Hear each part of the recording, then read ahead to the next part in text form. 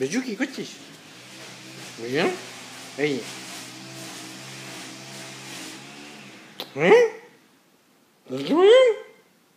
এখানটা না কিছু একটা করতে হবে না, আমাদের সত্যি ভীষণ বাজে অবস্থা হয়ে গেছে। একটু গ্রিন ছিল আগে, এখন কেমন খড়ের মতন হয়ে গেছে গ্রাসটা।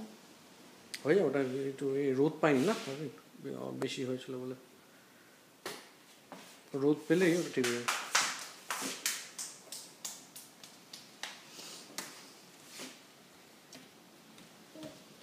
এই কি হচ্ছে?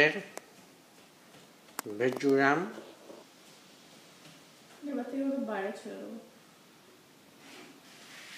ছুটে বেড়াবে।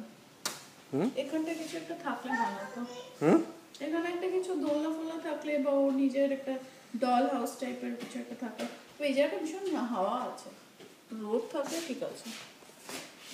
এই কি বাবুই তো এরা বাবুই আবার আরম্ভ করবে এখানে, দেখো যে দিকটা দাঁড়া, দেখো আরম্ভ করবে।